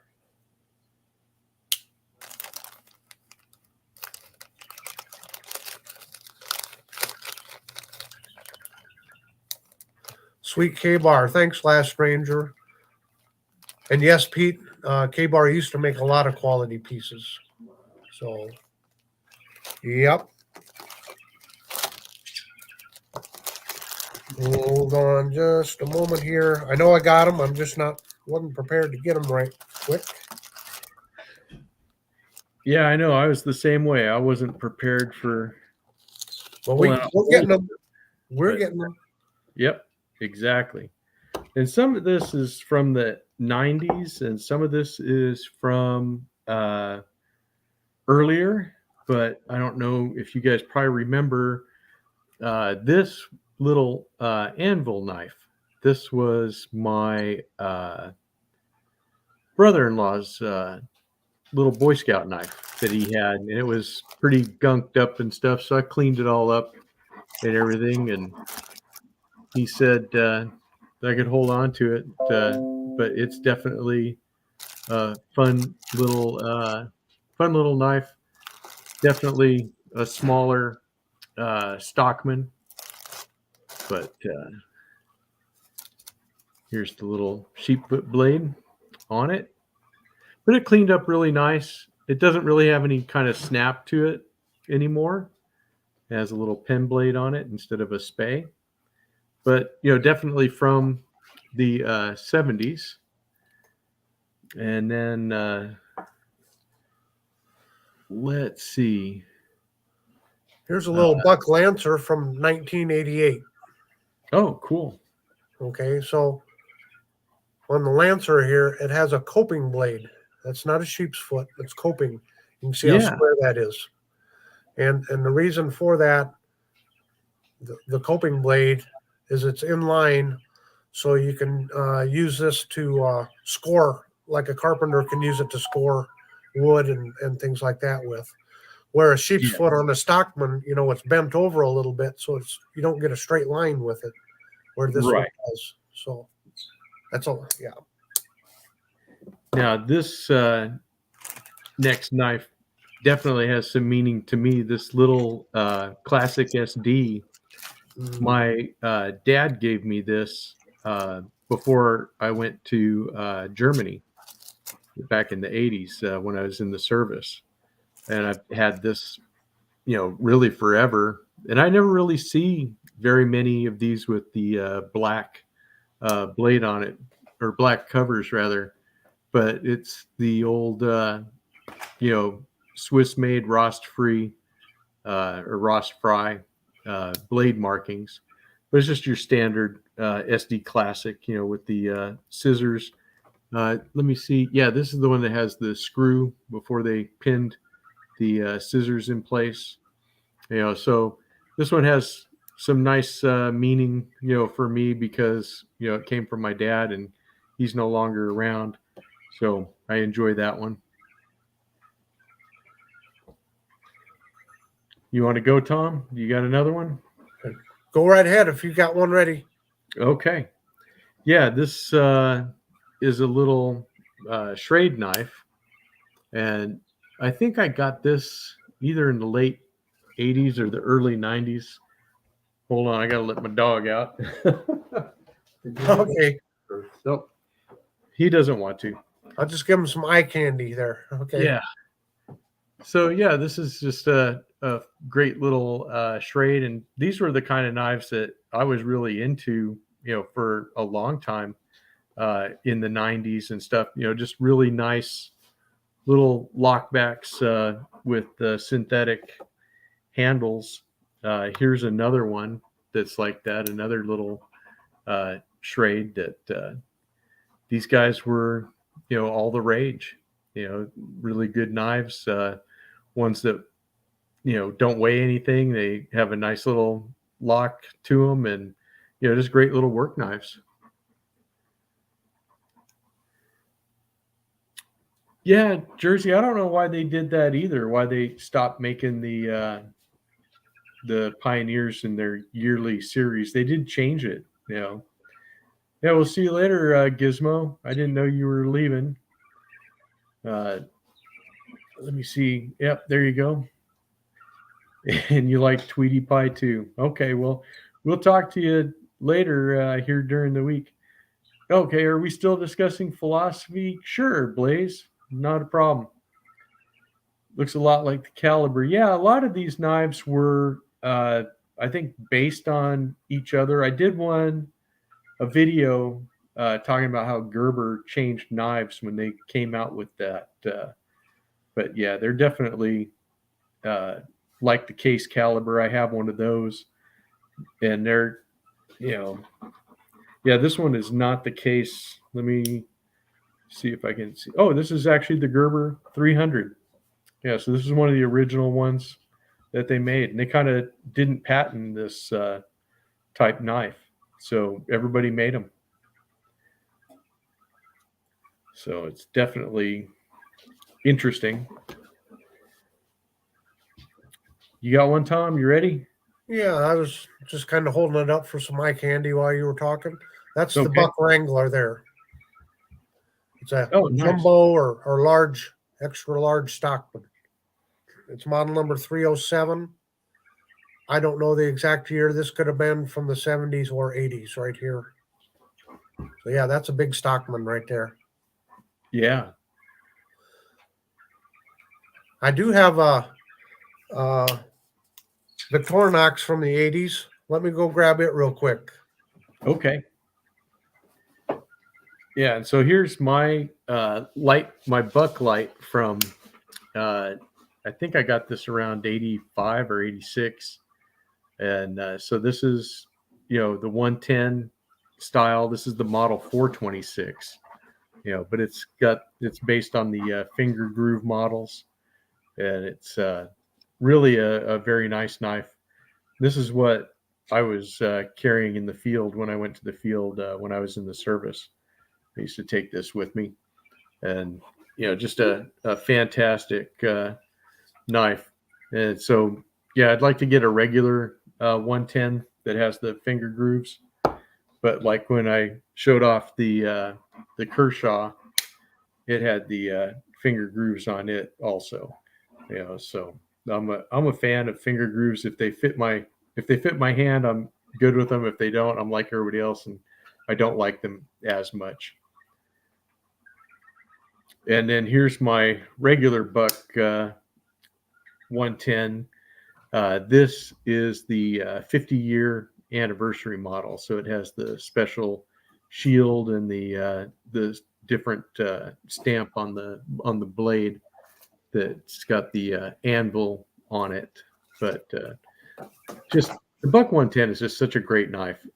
It really is just an American classic. That's for sure. Which one, Gary? The Gerber 300? Yes, I did do a video on that, and yeah, I did a video on the bucks also. And then here's another one. I think I got this in the 90s though, but this is my little Cold Steel Voyager, and this is from when they had the pocket clip was molded into the handle, because they Spyderco had the patent for the removable pocket clip. So it's got thumb studs on it, and it's got this really nice Tanto blade. And I love this knife too. This was one I carried quite a bit too, because hey, it's a cold steel. Why not? But there's great knives. This one, does it say it doesn't say the blade steel, probably Aus 8. And this one was made in Japan. So it does have that, does say made in Japan. So these are really nice. I think this was the, I think medium or maybe the small size. I don't remember, but a great knife. Great knife. Oh, the green handle buck 110. Yes, I did do a video on that one, Gary. That would have been out last year, I think. You would have to definitely take a look at that. But yeah, this the Bucklight. Love this knife. And this is the original Bucklight that they had. What do you got, Tom?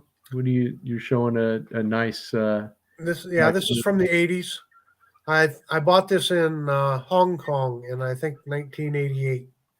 Oh, nice. It's the Economy Recruit. So it doesn't have any toothpick or tweezers to it. And I carried it for many years every day. You can see the logo's worn off of it from the pocket wear. But yeah, I use this knife a lot. As a matter of fact, I had flown into Narita Airport in Tokyo. And as I was coming off the causeway there was one of the airport workers, and he had a box of knives in his hand. And as passengers were debarking, they were claiming their knife so they could move on. And I thought, oops, I didn't know you had to give your knife up. I still had this on me. So I probably could have got arrested, I suppose. But of course, that was back before, 9/11 and the TSA and all that kind of stuff. But yeah, back when flying was fun. Back when flying was fun, yeah. So I could have really got in trouble. I hope the statute of limitations is out. I'm sure it is. It's all good. But yeah, Jerome, that would be cool if Lynn Thompson would call it the mini RJ. I would love that. Oh, that'd be great.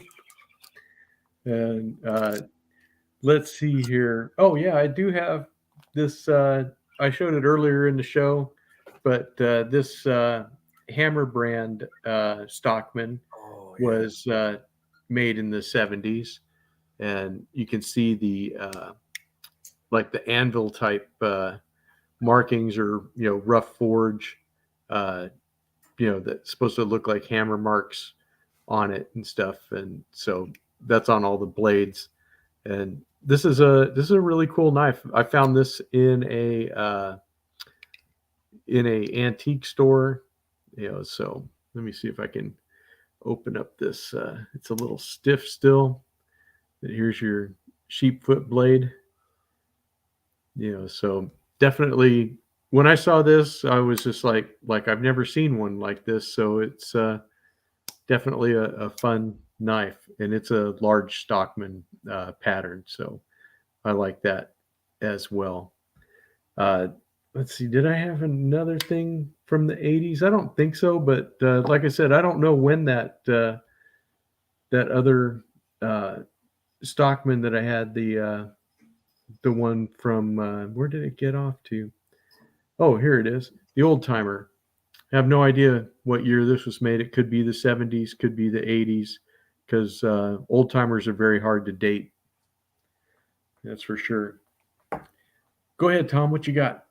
Oh, this is a Camillus, and they're called sailors' knives, yachtsmen's knives. I got this when I was in the Navy.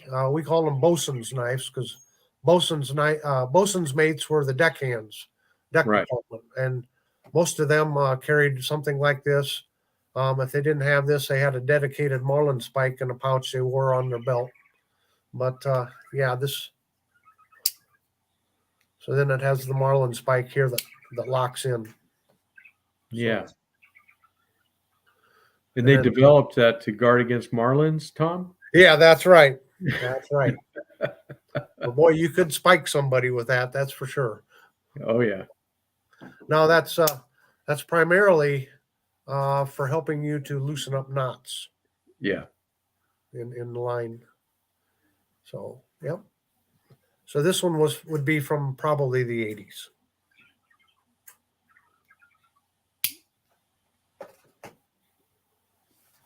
Yeah, that piece on the end, Gary, that's because that marlin spike, it locks into place. And so that's the lever to unlock it. That's what that little Yeah. piece is.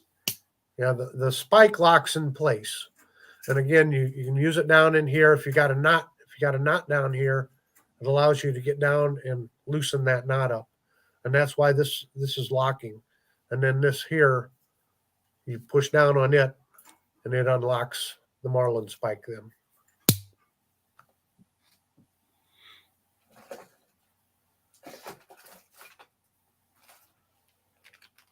I guess I got my old Boy Scout knife. Oh yeah. Yeah, we'll take a look at that. This is from the 70s, though, so a decade prior. And this is the Ulster. And it's got a really nice patina on it.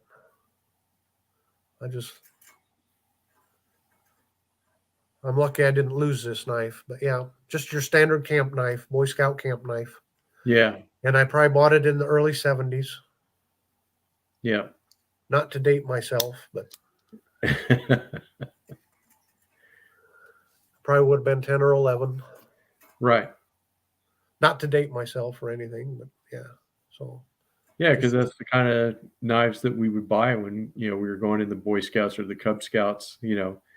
Uh, Well, the punch or the awl here, Mhm. when you close the knife, it doesn't go all the way down. I have to push it down in, and I don't remember. Yeah, just doesn't want to go down in there. There, it snapped back down in. Yeah.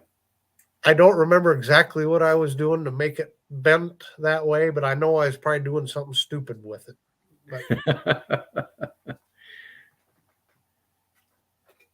Well, we were kids then. You Yes, know, we were. we didn't know anything, and that's, I think, that time of learning and discovering things like that it hurts when you cut yourself, that you don't want to be stupid with a knife, that knives break when you try to throw them into trees, and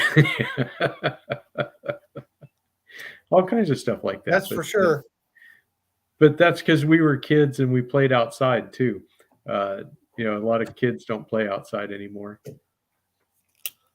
In fact, I saw there was a comedian that had a whole act of the difference between our generation and the new generation is the difference between indoor cats and outdoor cats. And I thought that was hilarious.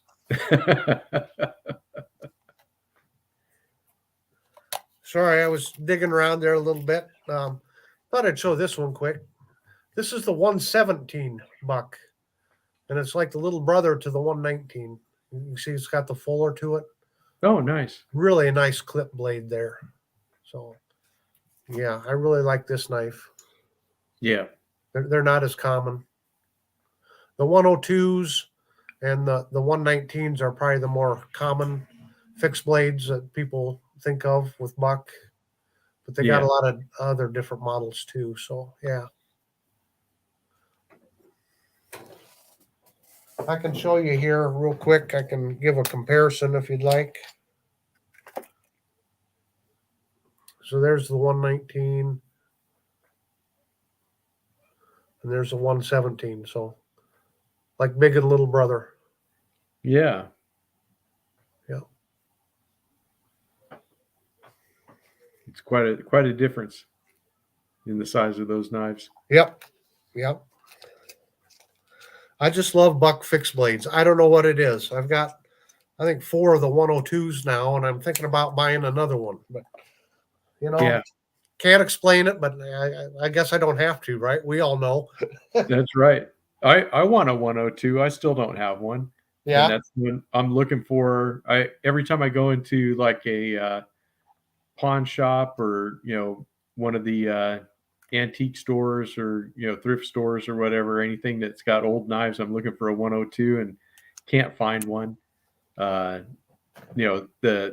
They're like so hard to find any of the buck fixed blades. They just don't exist in the used market. I guess they're all on eBay. Yeah.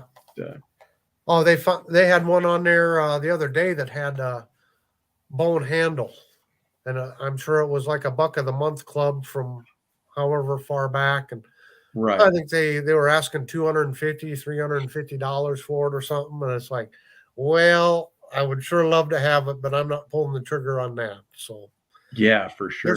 There's still some unique ones out there though. There's one that came in stacked leather. Uh-huh. And I think that, again, one of those limited edition, limited run type things from a few years back. But right. I just don't have that many clams. Oh, no, me neither. But someday maybe, right? Someday. Yeah, exactly. We all have those things that are in our someday list that we say, one of these days I'm going to get one of those, and maybe you will and maybe you won't, who knows, but definitely fun to daydream about, if nothing else. Yes, Jeroen, it's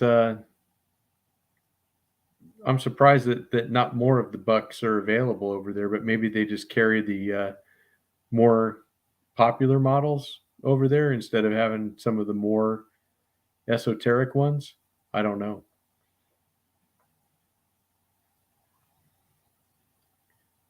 The Squire is $100 and it's small. Yeah, I think the Squire is small. That's for sure. Is that what you're showing, Tom? No, this is the Knight, and the Knight is even smaller than the Squire. Oh, okay. It's another one of the 500 series knives, and this one is from 1986. Oh, okay. Do you want to see the 501 again? Sure. Let me see if I can. I don't know. I got knives scattered everywhere now, so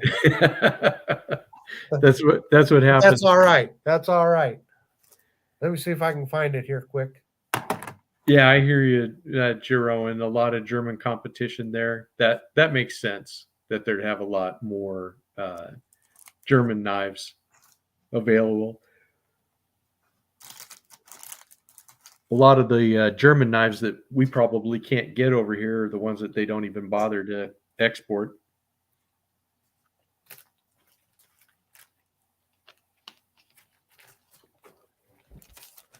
I found it. Okay, good.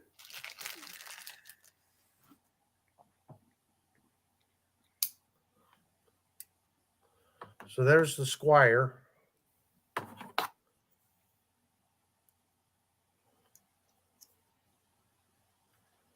Very nice.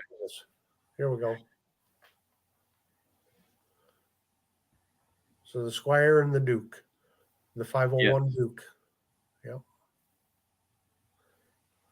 You're right, Jeroen. I saw Jersey's video on his otter knives, and he does have really nice ones. I enjoy seeing them, and I think it's the one with the beehive on it, Pete. I think that's my favorite one. That's probably my favorite otter. And then when I want to see a lot of the different European knives, I go over to see Messer HQ because he has an awesome channel. And he shows a lot of really cool knives over there. Yeah, the beekeeper knife. That's a really nice one. I like that one. But I still have there. I don't have an otter knife yet, but I mean, I still want to get a black cat, and one of the beekeepers would be nice. One of their 3-screw anchor knives would be nice. They make such nice looking knives. That's for sure. And I still want to try that new Apta series. Yes, Pete, we do remember that. We might be old, but that doesn't mean our memory's gone yet. But yeah, you haven't showed it in a while, but I remember all the super nice knives that you have. That's for sure. Start with the Kaiser Wilhelm knife first. Everything else is an upgrade. Okay. Do we have open L's? Absolutely, I have an open L, Gary. I have to tell you, the open L that I use the most is the number 8. In fact, I have it right here because I'm sitting in the dining room. It's right here in the kitchen. And it is my favorite knife to use for, slicing up different food and stuff. So what are you showing off there, Tom? I'll go grab my open L real quick. So this is the Buck Knight. I'm sorry. This is the Buck Prince, the bigger one, the 501. And then this is the Buck Knight, another one in the 500 series. So the Buck Knight is a 503. So I've shown the 501, the 503, and the 505, I believe, and the 500. Very nice. Yeah, Pete, you'll have to show them again. We gave you an idea for another video. There you go. And Jeroen has all the ones I want: the 6, the 7, 8, 9, and 10. I only have the 8. But it's this one. It's the carbon blade. I don't know if you'll be able to see. It's starting to turn some colors, just from using it in the kitchen. But just a beautiful, beautiful knife, beautiful blade. It's like I said, starting to build that nice patina from use, and I love this knife. It is a slicer. Absolutely my favorite knife to use in the kitchen. So, yeah, the Open L it's just a perfect kitchen knife. Yes, I do like that too, Jeroen, how the patina happens on the carbon knives. I don't even want to do a forced patina on it. I want it to develop naturally, and see all the different colors and stuff as it changes. But absolutely my favorite knife to use for slicing stuff in the kitchen. Yesterday when I was we were making some ribs, and so I was using one of the large sharp fingers as my blade of choice to cut those all apart and everything. That was like a lot of fun. They're some of the best. They're the only knives I can't touch with my finger. Yeah, because they are so sharp. I've nicked myself with my Opinel. That's for sure. What you got, Tom? Well, you did a video the other day on the case. Was it the case hunter or on a hunter? Folding Yes, hunter? it was on the folding hunter knife. There was this orange and black hunting knife. Okay. Well, this is the case small pocket hunter. So I thought I'd show that to you. Yeah, yeah, because I was wondering, because this is the full size hunting knife, Right. like that, and this is got a 5.1 inch handle. It's really big, but So you can see it's grooved really there. really a very beautiful knife. And yeah, so I know that Case makes a full size folding hunter, but I think Yep. it's a 2-blade knife, and this is a single blade knife. Sure. But Well, I just thought you'd like to see the small hunter. yeah, that's the pocket hunter. It's a 2-blade also, right? The small pocket hunter. Yeah. Absolutely, Jerome. I do have some rib leftovers. In fact, that'll probably be dinner tonight.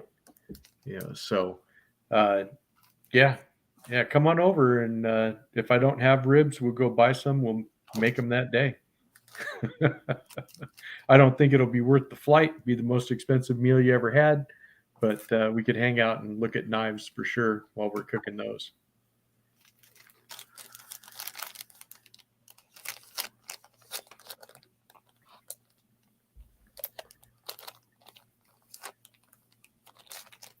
So what you got, Tom? Anything else? I do, but we are getting to be about 2:30 here. So Okay. should I show? Does anyone have one more buck knife they might want to see before we close out, or before I close out anyway?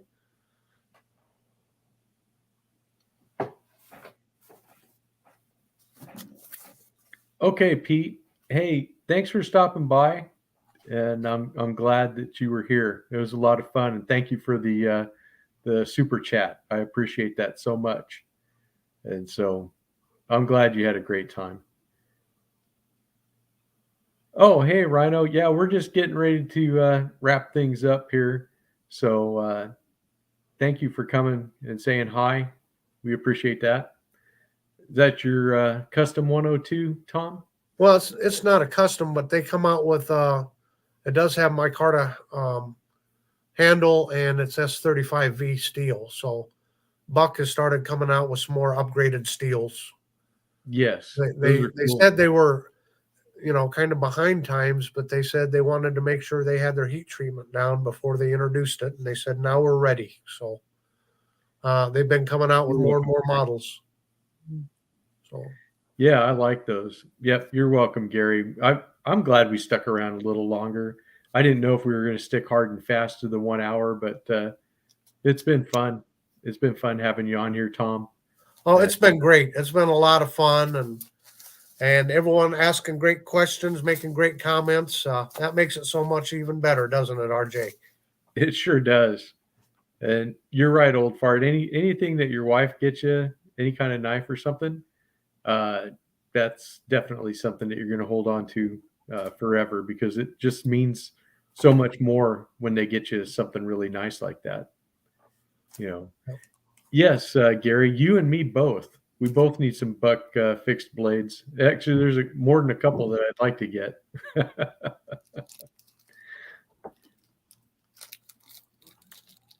All right. Well, I think we'll go ahead and get things going. And All righty. Well, thanks again, RJ, and for everyone for participating. yes, thank you, everybody. And we'll go ahead and end it here. So let's see here. You had a buck reaper and a night hawk, and they were stolen. Oh, that sucks. I hate thieves. All right, Mimo. You might pick one up on your biking trip to RJ. Yeah, just make sure you got some good tires and waterproof boots when you get to the Atlantic. So all right, we'll see you, Gary, and I'll talk with you offline about Tuesday if you want. I can show up there too. I've been showing up on Gary's live on Tuesdays. It's been a lot of fun. I like doing that, having the extra live stream every other week. So, all right, guys. Well, we will talk to you all later. Thank you, Tom, for coming by. Like I said, if you guys haven't subscribed to his channels, Knife Delights and History Delights, please do. I think you guys will like his content. He has fantastic knives, fantastic history, and pretty sure that you guys will like it. And like I said, anybody that has a YouTube channel, if you'd like to come on with me during my lives, we can definitely do it. Gary's lives, correct me if I'm wrong, Gary, but I believe they're on every other Tuesday. So this coming Tuesday, there'll be one. Yep, 9 p.m. Central Time. And then he'll be on there. Does great stuff on the Last Ranger. Just a lot of fun. All right, guys. Well, we'll see you when we do the regular videos and everything, and we will go ahead and cut it off here. Thanks for watching, and we'll see you next time. Thanks, RJ. You're welcome, Tom. Bye, guys. Okay.